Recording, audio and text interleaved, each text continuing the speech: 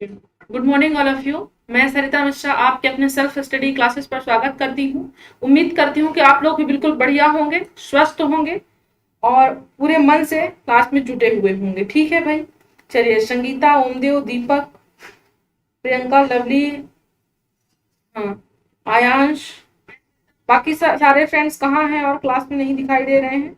राजगीर की शेरनी, बाल गोविंद जी, दशु, गुड मॉर्निंग भाई सभी को, गुड मॉर्निंग। कैसे हैं आप सब? ठीक है भाई, चलिए। ओके, सब कुछ क्लियर है ऑडियो वीडियो, तो क्लास को स्टार्ट करते हैं। हाँ, समर का भी गुड मॉर्निंग ले लिया गया, सभी का, हिमानी का भी। चलिए भाई, क्लास को स्टार्ट करें। हाँ, शमशम का भी ले लिया गया। चलिए क्लास को स्टार्ट करते हैं। और एक सेकंड वेट करें।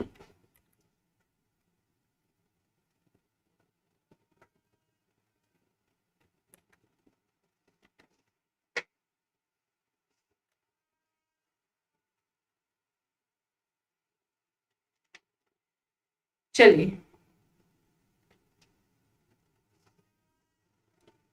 तो कुछ जरूरी सूचना है जो आपको बताना जरूरी है। ठीक है, सेल्फ स्टडी यूट्यूब चैनल पर जिस तरीके से आप जुड़े हुए हैं, तो जो चैनल पे नए हैं तो सबसे पहले तो चैनल को सब्सक्राइब कर लेंगे। दूसरी चीज, आपको अगर हिंदी साहित्य का संपूर्ण कोर्स पढ़ना है पूरा डिटेल से, तो आप सबसे पहले जाइए प्ले स्टोर पर, सेल्फ स्टडी क्लासेस का ऐप इंस्टॉल कर लीजिए। ठीक है, उसमें बहुत सारे मॉडल पेपर भी आपको वहां पर फ्री मिलेंगे। ठीक है, तो एक बार जाकर के ऐप को इंस्टॉल जरूर करें, उसमें देखें क्या आपके लाभ के लिए है। ठीक है, वैसे ज्यादातर उसमें आपके लाभ के लिए है, जो कि जो टीजीटी की प्रिपरेशन कर रहा हो, पीजीटी, सुपर टेट, वो सभी के लिए वेरी इंपॉर्टेंट, चाहे वो साहित्य का हो, चाहे वो व्याकरण का बच्चा हो, सभी के लिए इंपॉर्टेंट आपका ऐप है। ठीक है भाई, चलिए, तो सभी लोग इंस्टॉल जरूर करेंगे जाकर के एक बार प्ले स्टोर पर, और अपने लिए जो भी आपके लाभ के लिए हो उसको आप बेनिफिशियल तरीके से पूरा काम कीजिए। ठीक है भाई, चलिए भाई, ओके। देखिए, आज का हमारा पहला क्वेश्चन क्या कह रहा है, ध्यानपूर्वक क्वेश्चन को पढ़ें और आंसर कीजिए। क्वेश्चन को पढ़िए, चलिए पढ़े, ध्यानपूर्वक क्वेश्चन को पढ़ें और आंसर कीजिए।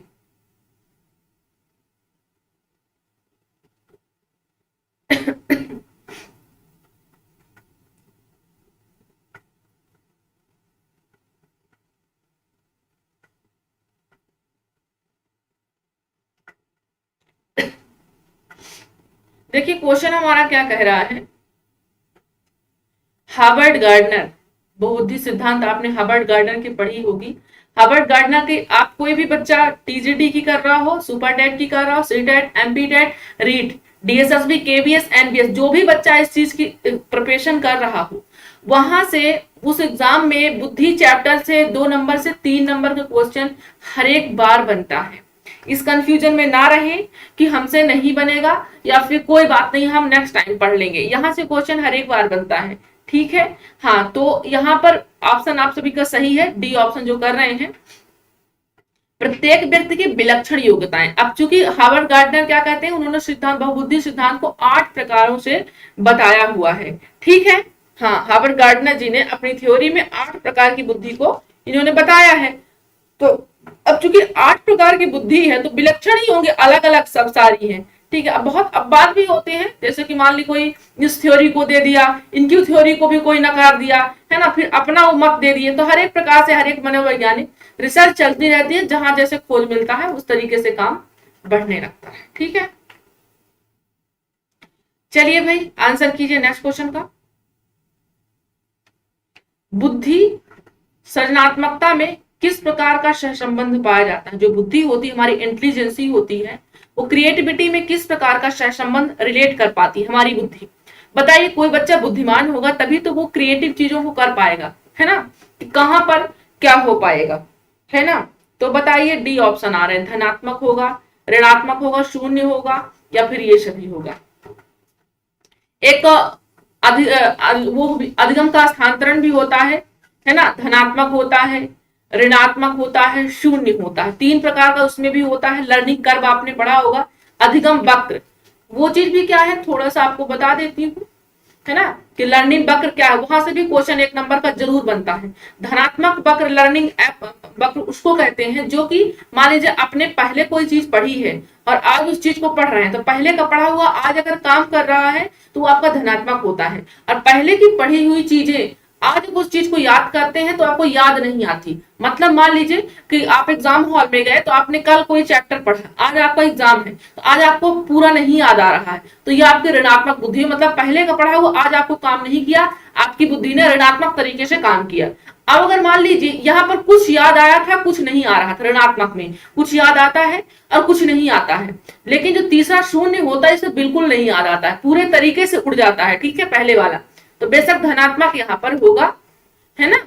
हाँ, पहले का याद किया पूरा, आज भी हम उस चीज को पूरा प्रिपेयर कर पाए। डी नहीं होगा बेटा, ओम, ठीक है, ए होगा।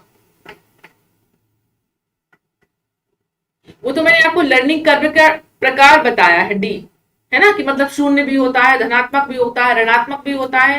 क्लास को शेयर कर दें, जो बच्चे शेयर नहीं किए हैं वो शेयर कर दीजिए। देखिए नेक्स्ट क्वेश्चन क्या कह रहा है, भाटिया बैटरी का प्रयोग किसके मापन से संबंधित है, व्यक्तित्व से, बुद्धि से, सृजनात्मकता से, या फिर अभिवृत्ति से। और जो बच्चे सेल्फ स्टडी के व्हाट्सएप ग्रुप में जुड़ना चाहते हैं, वो डिस्क्रिप्शन बॉक्स में नीचे लिंक दी जाती है, वहां भी आप ऐड हो सकते हैं। और बहुत सारे बच्चे बोलते थे कि मैम आप साइकोलॉजी का अलग से ग्रुप बनाइए, तो वो ग्रुप हमने आपको टेलीग्राम में बना दिया है, उसे आप सरिता मैम साइकोलॉजी ढूंढेंगे तो आपको मिल जाएगा, ठीक है। हाँ, टेलीग्राम में आपको ज्वाइन करना पड़ेगा, व्हाट्सएप का ग्रुप नहीं बना, क्योंकि व्हाट्सएप में होता क्या है बेसिकली कि प्राइवेसी उतनी नहीं हो पाती है ना, किसी का नंबर निकाल लेते हैं कोई, है ना, तो फालतूबाजी होती है। तो टेलीग्राम अपना सेफ रहता है, लड़कियों के लिए भी लड़कों के लिए भी। तो टेलीग्राम आप ज्वाइन कर लीजिएगा, सरिता मैम साइकोलॉजी में हम क्विज भी किया करेंगे डेली, ठीक है। चलिए, तो बताइए भाटिया बैटरी का प्रयोग किसके मापन से संबंधित है, व्यक्तित्व से है, बुद्धि से है, सृजनात्मकता से है, या फिर अभिवृत्ति से है। अच्छा, हाँ बिल्कुल, चंद्रमोहन भाटिया इनका पूरा नाम है ना, बिल्कुल। 1963 में इन्होंने एक्सपेरिमेंट किया था, ठीक है, 11 से 16 वर्ष के बच्चों के बीच, है ना, बिल्कुल, बुद्धि चैप्टर से है। चलिए भाई, हाँ सर्च करती हूं आज, हाँ बिल्कुल। चलिए अगला क्वेश्चन देखिए, टेलीग्राम में अपन क्वेश्चन भी डिस्कस कर लिया करेंगे तो थोड़ा सेफ भी रहता है सभी के लिए। लिंक नहीं मिलता है, दोस्त आज गुस्सा कर बुरा कर आए हैं। अरे देखिए अगला क्वेश्चन, बुद्धि का तरल मोजेक मॉडल किसने दिया था, कैटल ने, गिलफर्ड ने, थर्स्टन ने, स्पीयरमैन ने। बताइए भाई, शेयर वेयर करो, क्यों आज उदास बैठे हुए हो। 30+ अपने जुड़े हुए हैं, 50-60 तो लेकर के जाओ। ममता, दीपक, इंद्रप्रभा, लवली, प्रवीण, सरोज, हिमांशी, शालीन, हिमानी, रश्मि, सभी को, सैमसन सभी को। देखिए बुद्धि का तरल मोजेक मॉडल किसने दिया था, तो बेशक आप सभी को मालूम है कैटल ने दिया है। किसने दिया है, कैटल ने दिया है। अब देखिए हमारे बच्चे का किसी का भी गलत, बहुत ही कम बच्चों का हो रहा, बाकी सभी सही आ रहे हैं। अब बुद्धि चैप्टर मतलब आप लोग की मजबूत, कॉन्सेप्ट भी दे दूंगी मैं बुद्धि क्लास चैप्टर की, क्योंकि यहाँ से क्वेश्चन हर बार बनता है। हाँ, कैटल ने दिया था एक तरल मोजेक मॉडल, मतलब कि तरल बुद्धि दिया इन्होंने। दूसरी कौन सी दिया इन्होंने, ठोस बुद्धि। तरल का मतलब होता है लिक्विड, है ना, जैसे पानी हो गया। ठोस का मान लीजिए चट्टान, कोई पत्थर हो। तो एक बुद्धि ऐसी होती है जो लिक्विड की तरह होती है, ये जन्मजात होती है, लिक्विड वाली। वंशानुगमित होती है, ये हर एक व्यक्ति को बचपन से ही मिलती है, जब जन्म लेता है व्यक्ति तभी मिल जाती है। लेकिन जो ठोस बुद्धि होती है ना बेटा, वो आपको कमाना पड़ता है। कहने का मतलब है कि जैसे मान लीजिए किसी का मैथमेटिक्स बहुत अच्छा कमांड है, तो ये कोई पेट से लेकर के नहीं आता है, कोई ईश्वर उसको अलग से प्रदान नहीं करता है, वो एक्वायर करता है चीजों को। तो वो हमारी कौन सी बुद्धि होती है, वो हमारी ठोस बुद्धि। जो हम वातावरण से एक्वायर करते हैं वो हमारी ठोस बुद्धि होती है। हाँ, गिलफोर्ड कहाँ से हो साथियों, गिलफोर्ड कहाँ से हो। हाँ, गिलफर्ड की अगर हम बात करते हैं, त्रियामी सिद्धांत इनका आपने देखा होगा, पढ़ा होगा, बेशक पढ़ा होगा। बेसिकली गिलफर्ड का जो सिद्धांत आया था बच्चों, वो क्या आया था, बहुकारक सिद्धांत आपने एक पढ़ा होगा। थॉर्नडाइक का बहुकारक सिद्धांत आपने पढ़ा होगा। उन्होंने भी बहुकारक सिद्धांत बहुत सारी बुद्धि को बताया था, है ना। उनका कहना था, गिलफर्ड जी का कहना था कि बुद्धि जैसे बहुकारक में थॉर्नडाइक ने क्या बताया कि बुद्धि एक मकान, पक्के मकान की तरह बनती है। जैसे कि मान लीजिए कोई घर बनाने के लिए बहुत सारी ईंट की जरूरत होती है, उसी प्रकार से बुद्धि को डेवलप होने के लिए बहुत सारे फैक्टर की जरूरत होती है। तो ये तो थॉर्नडाइक ने कहा था, लेकिन फिर इसी को नकार करके गिलफर्ड ने अपना सिद्धांत बहुकारक सिद्धांत दे दिया था, है ना। बहुकारक का मतलब त्रिआयामी सिद्धांत गिलफर्ड ने दे दिया था, इन्हीं के सिद्धांतों को नकार करके, थॉर्नडाइक जी के संबंधों को नकार करके, है ना। ठीक है भाई। हाँ, फिर अपना थर्स्टन का समूह कारक सिद्धांत हमने पढ़ा था। थर्स्टन का समूह कारक में 7 प्रकार की बुद्धि बताई है, पीएमए, है ना। 7 प्रकार की बुद्धि इन्होंने टोटल बताई है। ठीक है भाई। हाँ, अगर हम इसकी बात करते हैं फुल फॉर्म की, तो पी का हो जाएगा प्राइमरी, यानी आपका प्राथमिक हो जाएगा, मेंटल का मानसिक हो जाएगा, एम का मेंटल हो जाएगा, एक है आपका एबिलिटी हो जाएगा, है ना। आपकी जो प्राथमिक मानसिक क्षमता होती है, 7 प्रकार की इन्होंने समूह कारक में बताए। स्पीयरमैन ने 2 प्रकार के बताए हैं, पहला है जी फैक्टर, दूसरा एस फैक्टर। जिस प्रकार से कैटल ने बताए हैं, एक आपका तरल बुद्धि, दूसरी ठोस बुद्धि, वैसे ही इन्होंने जी कारक यानी सामान्य कारक, सामान्य बुद्धि बताए हैं, दूसरी विशिष्ट बुद्धि बताए हैं। तो कैटल और स्पीयरमैन का मिलता जुलता रूप है। एक कैटल आपका यहाँ पर राइट ऑप्शन त्रियामी बुद्धि का गिलफोर्ड है। हाँ, बेसिक गिलफोर्ड है। चलिए आंसर कीजिए भाई, शेयर वेयर कीजिए और मोटिवेट रहिए। आई थिंक आप सभी शेयर उतने दमदार तरीके से नहीं कर रहे हैं। अगर दमदार तरीके से करते तो हमारे बच्चे क्यों ना जुड़ते, बताइए। चलिए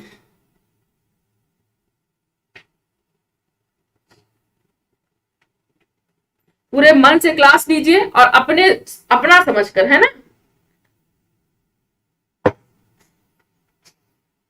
यहां सब कुछ आपके अकॉर्डिंग ही चलता है। ठीक है, देखिए क्वेश्चन हमारा क्या कह रहा है। उच्च प्राथमिक विद्यालय की अध्यापिका के रूप में आप किस पर विश्वास करेंगी।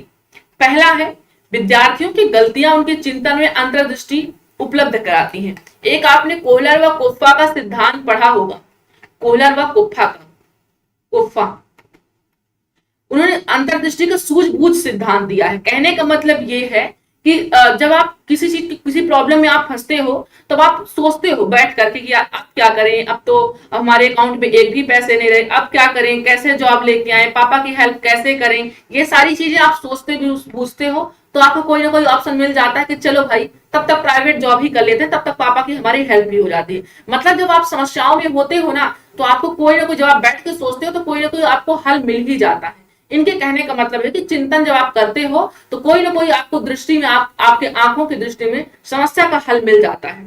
तो क्लियर हुआ, मैम मेरे टेलीग्राम पर आपके चैनल को ज्वाइन कर लिया। सरिता मैम साइकोलॉजी यही है ना। हाँ यही है। हाँ, मेरी डीपी भी यही लगी हुई है जो आपको क्लास में मिलती है। ठीक है। हाँ, उच्च प्राथमिक विद्यालय के सभी बच्चों में पढ़ने की योग्यता नहीं होती है, या फिर लड़के बिना अधिक प्रयास किए सीख जाएंगे क्योंकि यह उनकी जन्मजात विशेषता है। देखो भेदभाव वाला ऑप्शन कोई नहीं चुनना है हमें। ठीक है। हाँ, भेदभाव। और देखिए ऐप को इंस्टॉल करना कोई बच्चा नहीं भूलेगा, क्योंकि ऐप में आपको बहुत सारी चीजें, आपको हिंदी का संपूर्ण विस्तार आपको वहां पर दिया जा रहा है। फ्री मॉडल टेस्ट बहुत सारे हैं, और भी आपको ग्रुपों में जुड़ना है, सेल्फ स्टडी का इंस्टाग्राम में, तो सारी चीजों का लिंक आपको डिस्क्रिप्शन बॉक्स में मिल जाती है। हाँ, पर्सनली मेरे से जुड़ना है आपको तो आप टेलीग्राम ज्वाइन कर सकते हैं सरिता मैम साइकोलॉजी से। ठीक है, जिसमें हम क्विज भी किया करेंगे अपना साइकोलॉजी का। ठीक है। देखिए विद्यार्थियों को कार्यविधिक ज्ञान की जानने की आवश्यकता होती, चाहे वो संकल्पनात्मक आधार ना समझे, कोई बात नहीं है, ए ऑप्शन अपना होगा। अगला क्वेश्चन देखिए,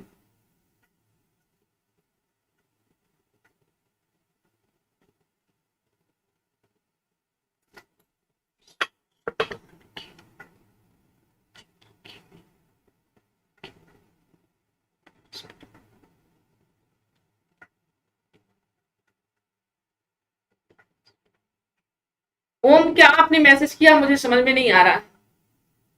देखिए नेक्स्ट क्वेश्चन क्या कह रहा है,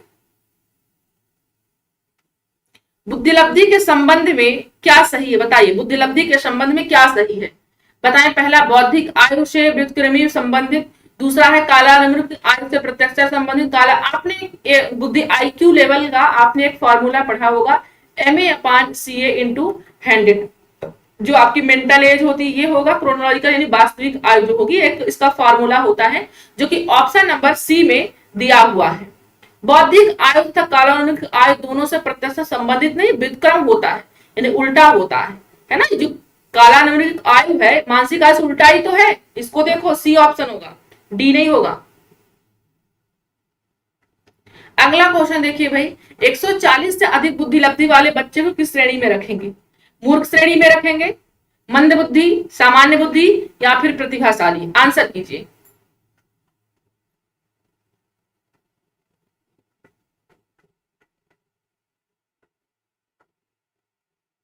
एक 140 से अधिक बुद्धि लब्धि वाले बच्चों को आप किस श्रेणी में रखेंगे? मूर्ख की श्रेणी में रखेंगे, मंद बुद्धि की श्रेणी में रखेंगे या फिर सामान्य या फिर प्रतिभाशाली? बताइए।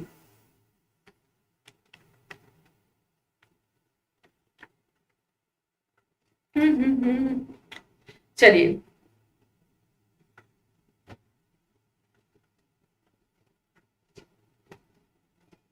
देखिए अगर हम बात करते हैं 70 से कम की, उसको हम क्या कहते हैं? मूर्ख कहते हैं। 70 से कम वाला बच्चा मूर्ख की श्रेणी में जाता है। 70 से 79 के बीच अगर आता है तो उसको हम क्षीण बुद्धि कहते हैं, क्षीण बुद्धि कहते हैं, है ना। फिर क्या कहते हैं? 80 से 89 के बीच जो बच्चा होता है वो उसको हम पिछड़ी बुद्धि कहते हैं, पिछड़ा बुद्धि कहते हैं, ठीक है। 90 से 109 तक सामान्य जनरल बुद्धि कहते हैं, सामान्य बुद्धि कहते हैं, ठीक है। हाँ, 110 से 119 तीव्र बुद्धि कहते हैं, ठीक है। हाँ, 120 से 139 अति श्रेष्ठ प्रखर बुद्धि भी कहते हैं।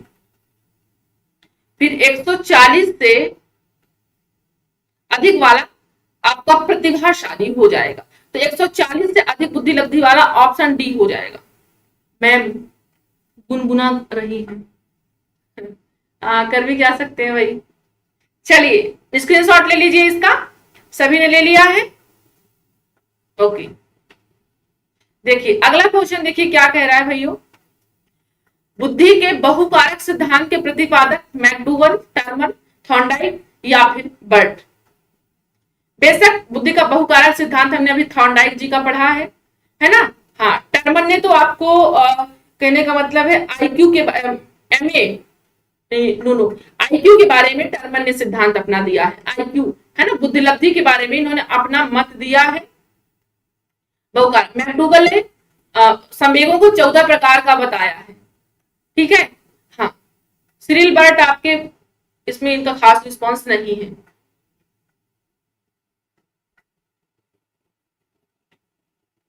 चलिए अगला क्वेश्चन देखिए।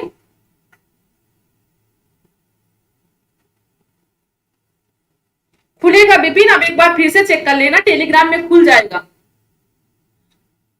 हाँ सरोज, हम आपको लास्ट में थोड़ा सा वो क्वेश्चन आपको बता देंगे, ठीक है। 6वें नंबर क्वेश्चन लास्ट में समझा देंगे, आप निश्चिंत रहिए। टेलीग्राम में नहीं खुल रहा मैडम, खुल जाएगा, खुल जाएगा। चलिए फिर क्या कह रहा है क्वेश्चन, बुद्धिलब्धि मापन के जन्मदाता हैं। बुद्धिलब्धि मापन के जन्मदाता कौन है?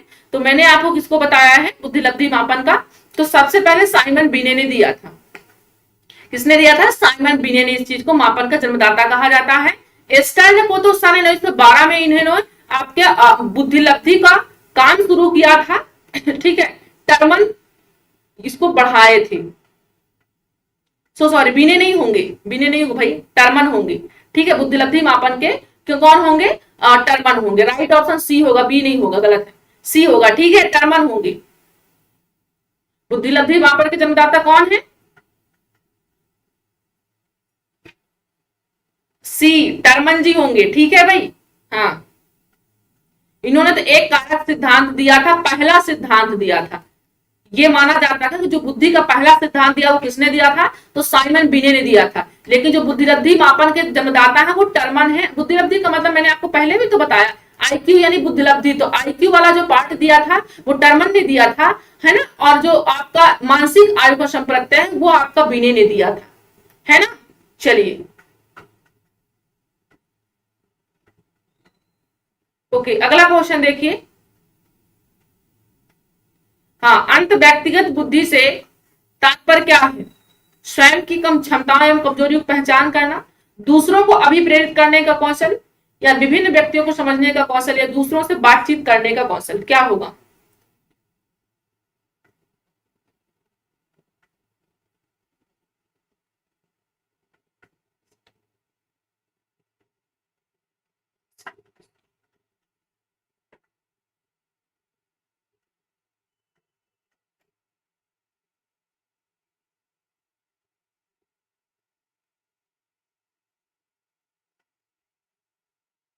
हाँ बिल्कुल, दीपक का ले लो भाई स्क्रीनशॉट, जो दीपक जी दे रहे हैं।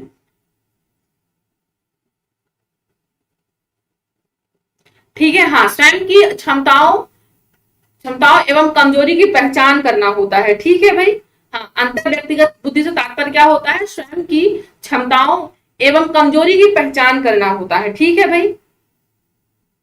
हाँ, 10 का ए होगा, सी नहीं होगा। जिसका आंसर सी आ रहा है वो गलत है। विभिन्न व्यक्तियों को समझने का कौशल नहीं होता है। अंत व्यक्तिगत में इसमें स्वयं की क्षमताओं को, कमजोरी को, संवेगों को पहचानना होता है, जो कि ज्यादातर लोग योगी लोग करते हैं, संत लोग करते हैं, है ना। जो अपने कहते हैं ना भाई या हमारे में खुद, ऐसे ही बहुत कम लोग पाए जाते हैं जो स्वयं की कमी को जान पाए। ठीक है, बहुत सारे लोग तो गलती भी होती तब भी नहीं कहते, कहते नहीं उसकी गलती थी। अगला क्वेश्चन देखिए, निम्न में से बुद्धिमान बच्चे का लक्षण नहीं है। कौन सा लक्षण नहीं है? आंसर करके बताइए। वह जो लंबे निबंधों को बहुत रटने की क्षमता रखता है, या फिर वह जो प्रभावपूर्ण एवं उचित तरीके से संप्रेषण करने की योग्यता क्षमता रखता है। ये तो बुद्धिमान लक्षण का नहीं पूछ रखा है, तो ये तो होता है। अमूर्त रूप से सोचता है, ये भी सही है। नए परिवेश में स्वयं को एडजस्टमेंट कर लेता है, ये भी सही। रखना उसके बस की बात नहीं है। ऑप्शन ए हमारा 100% राइट हो जाता है। हाँ, कभी भी होते हैं। चलिए अगला क्वेश्चन देखिए, बहुबुद्धि सिद्धांत के अनुसार सभी प्रकार के पशुओं, खनिजों और पेड़ पौधों को पहचानने और वर्गीकृत करने की योग्यता जो होती है बेसिकली किसमें पाई जाती है?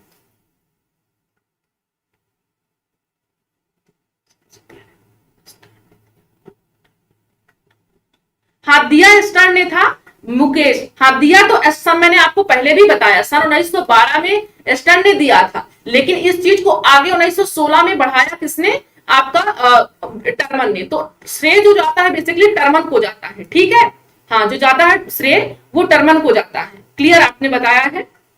चलिए देखिए, तो यहाँ पर खनिज की बात हो रही, पेड़ पौधों की बात। पेड़ पौधे बेसिकली नेचर से संबंध, प्रकृति से संबंधित है। तो बेशक प्राकृतिक बुद्धि, तार्किक गणितीय बुद्धि साइंटिस्ट होते हैं, है ना। रिसर्च जो करने वाले, चाहे मैथमेटिक्स का हो बच्चा हो या फिर साइंस का बच्चा हो, वो सभी तार्किक में, लॉजिकल में है। भाषिक बुद्धि में कवि होता है, लेखाकार होते हैं, ये सारे लोग होते हैं। सीनिक नहीं होगा, अस्थानिक होगा।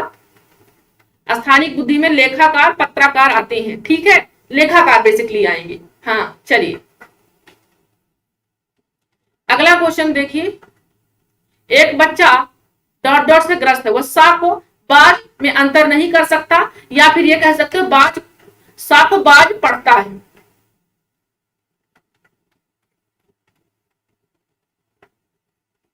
हाँ, इतना ये सा को बाज पढ़ता है तो किससे प्रभावित है बताइए? ग्राफिया तो लिखने से संबंधित होता है ना। लर्निंग जो डिसेबिलिटी होती है वो लिखने से संबंधित। कैलकुलिया गणितीय गणितीय संबंधित होता है। डिसलेक्सिया पढ़ने से संबंधित होता है ना। हाँ, डी ऑप्शन हमारा बिल्कुल क्लियर हो जाएगा। अगला क्वेश्चन देखिए, मानो, एक सेकंड, मानव बुद्धि एवं विकास की समझ शिक्षा को डॉट डॉट के योग्य बनाती है। बताइए किसके योग्य बनाती है? बुद्धि एवं विकास की जो समझ होती है शिक्षा को किसके योग्य बनाती है? पहला है निष्पक्ष रूप से अपने शिक्षण अभ्यास पर, शिक्षण के समय शिक्षार्थियों के संवेगों पर नियंत्रण बनाए रखना। जो बुद्धि होती है एवं विकास जो होती है, बुद्धि और विकास की जो समझ होती है शिक्षक को किसके योग्य बनाती है? बताइए, एक शिक्षक आप सभी बनने जा रहे हैं, तो बेशक इस चीज का सही ऑप्शन तो मुझे उम्मीद है कि मिलना ही चाहिए।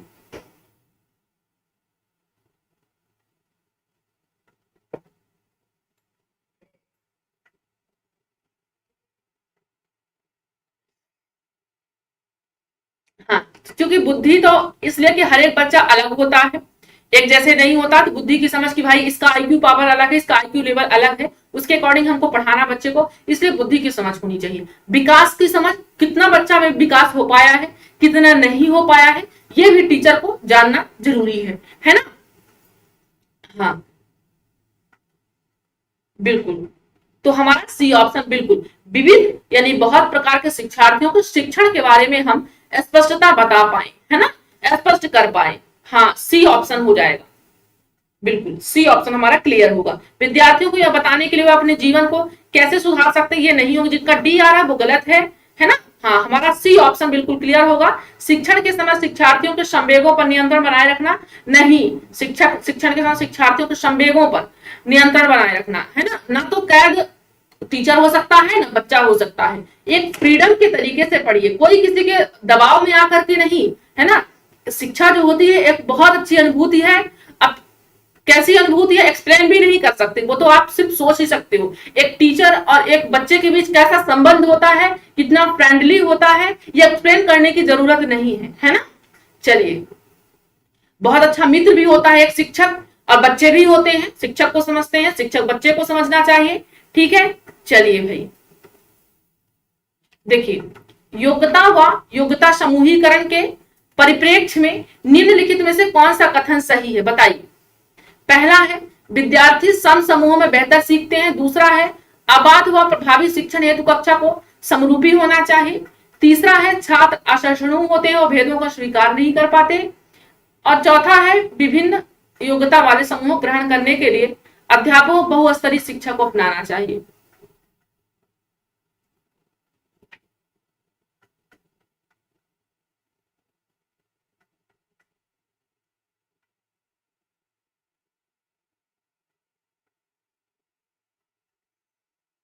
योग्यता व योग्यता समूहीकरण के परिप्रेक्ष्य में निम्नलिखित में से कौन सा कथन सत्य है।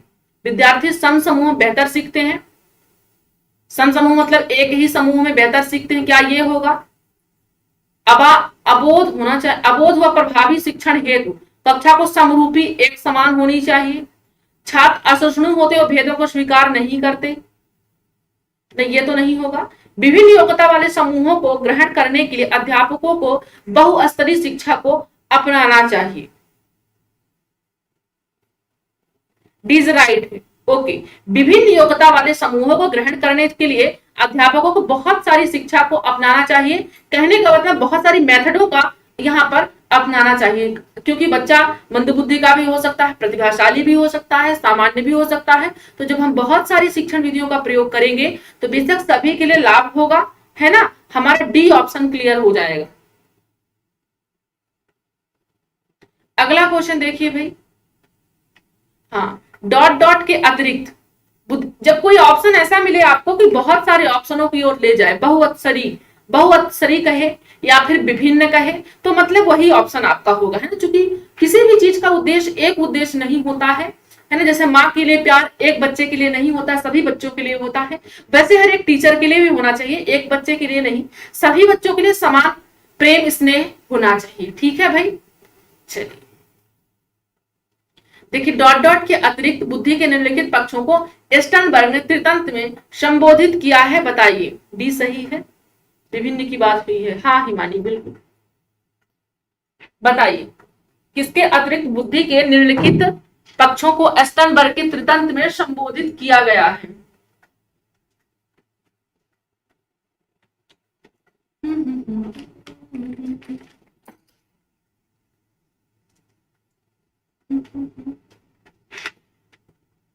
चलिए आंसर कीजिए भाई।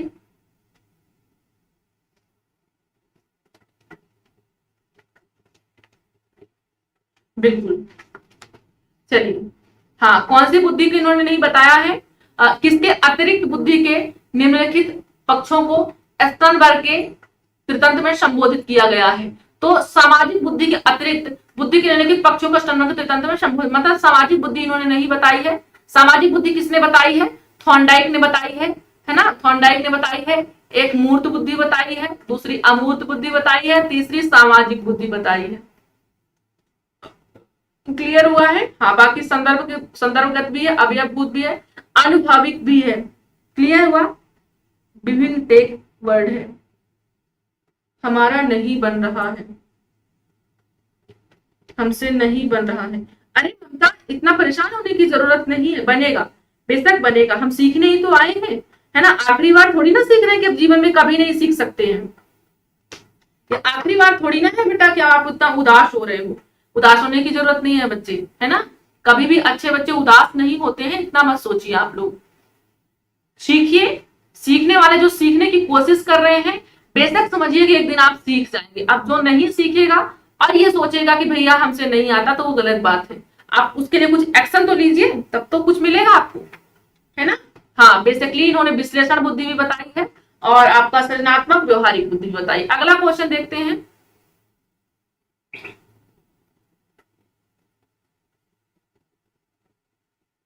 हाँ बताइए।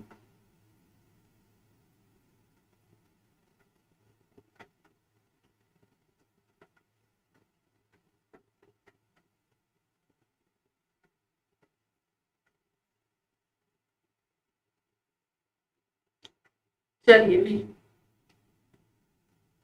हाँ दीपक, आदत है मेरी गुनगुनाने की। देखिए आरबी केटल की एक सेकंड,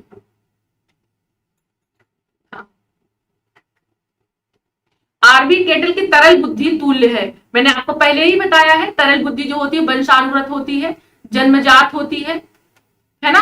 हाँ, विशिष्ट बुद्धि जो होती है वो बल्कि एक्वायर होती है, पर्यावरणीय होती है। ठीक है, 18 का सी आ रहा है। भाई सी कैसे आ सकता है? ए ऑप्शन होगा, है ना। वंशानुगत, मैंने आपको बुद्धि दो प्रकार की उनकी बताई है। आरबी केटल की एक तरल बुद्धि होती है, दूसरी विशिष्ट बुद्धि होती है। तरल बुद्धि जो होती है वो जन्मजात होती है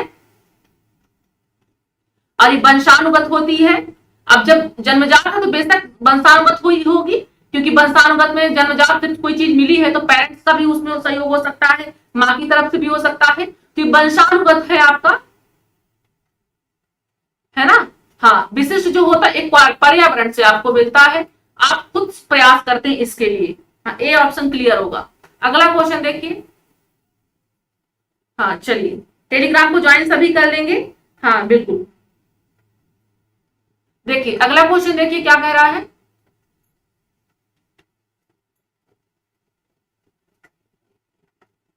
हाँ, स्वयं की भावना, ये तो क्वेश्चन हो चुका है। अगला क्वेश्चन देखिए भाई, निम्न में से कौन सा कथन बुद्धि के बारे में सही नहीं है? बुद्धि के बारे में सही नहीं है, बताइए, आंसर कीजिएगा। 17 क्वेश्चन रिपीट हो गया था, वही क्वेश्चन था।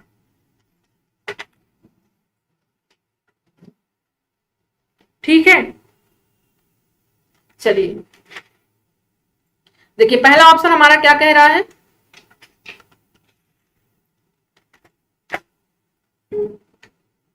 यह एक व्यक्ति की मानसिक क्षमता है। दूसरा, यह सामंजस्य स्थापित करने में सहायक है। यह व्यवहार की गुणवत्ता से आंकी जाती है। यह अस्थायी एवं अपरिवर्तनशील विशेषता है।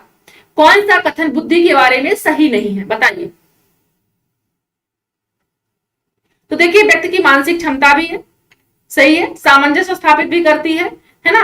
व्यवहार की गुणवत्ता भी होती है, अस्थायी नहीं होती, अस्थायी होती, बदलती रहती है। कल अगर आपके पास वो माहौल नहीं था, है ना, आपके घर के पास या आपके पास, तो आप वो चीज को नहीं सीख पाए थे। आज वो आपके माहौल है, आपके पास घर में है ना, तो आपको सीखने को जरूर मिलेगा और आपकी बुद्धि लब्धि बढ़ सकती है। अपरिवर्तनशील नहीं, परिवर्तनशील होता है, परिवर्तन होता रहता है। कल आप मान लीजिए कि आप दिल्ली में पढ़ रहे थे, तो आपकी आईक्यू लेवल, आपकी समझ उतनी विकसित नहीं, मतलब कि थी, और आप गांव में चले गए तो नहीं हो पाई, गांव से निकले तो दिल्ली चले गए तो हो गया। तो ये परिवर्तन होता रहता है बेसिकली। डी ऑप्शन हमारा बिल्कुल क्लियर हो जाता है। तो भाई देखिए, आज के क्वेश्चन बस इतने ही थे। ठीक है, आज के क्वेश्चन बस इतने ही थे। और टेलीग्राम ज्वाइन कर लीजिए, सरिता मैम। हाँ, सरिता मैम साइकोलॉजी। और बाकी आपको और भी अदर आपको जुड़ना है ना। जैसे मान लीजिए इंस्टाग्राम में सेल्फ स्टडी के फेसबुक में, ट्विटर में, तो आप लिंक डिस्क्रिप्शन बॉक्स में नीचे दी गई है, जो आप क्लास के नीचे देखेंगे तो वहां आपको मिल जाएगी। बाकी अगर आपको टेलीग्राम में मेरे साथ जुड़ना है तो आप यहाँ सरिता मैम साइकोलॉजी से जुड़ सकते हैं। यहाँ सारे फ्रेंड्स ऐड हो जाएंगे, सिर्फ साइकोलॉजी के बच्चों को ही जोड़ना है, बाकी अदर नहीं, ठीक है, ध्यान रहे, क्योंकि इसमें हम अपने क्वेश्चन डिस्कस कर लिया करेंगे। हाँ चलिए क्वेश्चन बढ़ाया जाएगा, ठीक है भाई, ओके। चलिए भाई, तब तक अपना ख्याल रखिए, मिलेंगे रात्रि को 8 बजे, और खुश रहें, प्रसन्न रहें, उम्दा रहें, है ना, कोई टेंशन ना लें, टेंशन लेने से टेंशन बढ़ेगा, टेंशन घटाने से घटेगा, और आप तो मस्त रहो। अब तो आप सेल्फ स्टडी में हो, है ना, और ऐप को इंस्टॉल जरूर हर एक बच्चा करेगा हमारा, क्योंकि वहां हिंदी का टेस्ट भी आप दे सकते हो, फ्री ऑफ कॉस्ट टेस्ट भी चल रहा है वहां पर, ठीक है भाई। चलिए सभी को धन्यवाद भाई, आप सभी को भी, आप सबका स्नेह के कारण ही ये काम कर पाती हूँ। चलिए।